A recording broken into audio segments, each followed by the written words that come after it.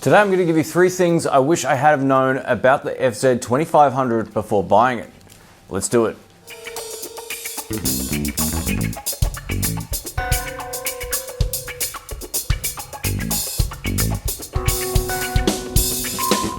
Welcome back to the channel, folks. My name's Shane. If you're new here, don't forget to subscribe and also click the bell. So I've had the FZ2500 or FZ2500 for about 2 years now, almost 2 years, something like that. I think I got it in August a couple of years back. And it's been a pretty reliable camera, but there's a couple of things about it that I wish I had have known before buying it. Now, I love the way this camera feels in the hand, and there's lots to love about it. I did a full review of this camera. If you missed that, I'll leave a link up in the cards and you can check that out as well. But today I'm going to explain the things I wish I had have known about it before buying it.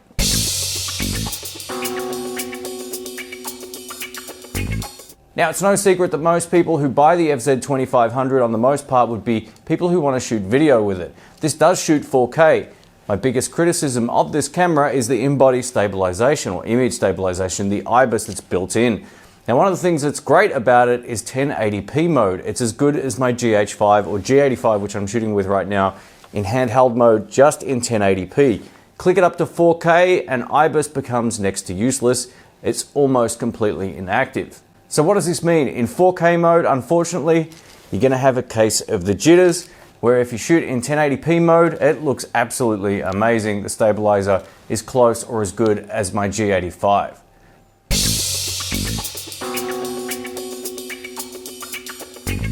The second thing I wish I had known about the FZ2500 is this. When you turn it on, it looks amazing. No, that's actually not it, but it's a 24 to 480mm lens. And that's how it works in 1080p mode. Click it up to 4K mode and it crops into 36mm. I'm shooting this with the G85 with a 25mm f1.7 lens.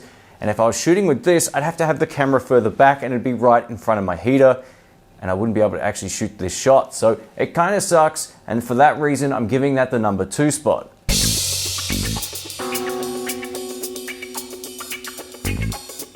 The third thing I wish I knew about the FZ2500 before I purchased it is something to do with the autofocus system. I know this isn't a rant or a complaint about the Panasonic autofocus system. I'm using it right now and odds are the video is going to be fine. I've done a tutorial video on this. You can check it out over here. This will relate to not only my GH5 but also the FZ2500 and the G85. So what's the problem with the autofocus? I actually think this is better than the GH5 in terms of reliability, at least with one area mode. But as soon as you plug it into an external monitor to see what it is you're filming, you actually get a degraded autofocus system, even more so than how it was with it unplugged, which isn't always the best. Now, a lot of people won't be using autofocus and that's fine, but I love using it. I've got the box right on my face right now and I know it should be fine even with the G85. This is more reliable, but as soon as you plug in an external monitor, it doesn't even perform as well as it normally would. So you actually see a message come up on the screen that says you're about to get a degraded autofocus performance. Awesome.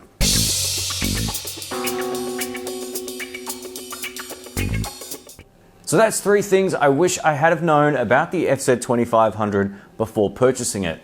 Now, this was my first camera of this type. I migrated over from using video cameras to a hybrid camera, and then I ended up going for mirrorless cameras like GH5s and G85s, like I said before, and this was my first of its type. Now, before you flame me in the comments, I have to tell you, this is a really awesome camera, irrespective of those flaws. I just wish I had known those things before pulling the trigger. And if you're still thinking about buying one of these, even today in 2019 or beyond, these also might be some considerations for you as well. I just wish I had found some information on these exact things in one concise video. So here it is. If you enjoyed the video, please give it a thumbs up. I appreciate that. Like I said, I love this camera and I still use it on an almost daily basis. This is kind of like my all-in-one that I take somewhere where I don't want to have to take multiple lenses or anything like that. I usually still record in 4K mode, but I pick and choose when I use it. And overall, it's been a really fantastic camera. Thanks again. Catch you soon. See ya.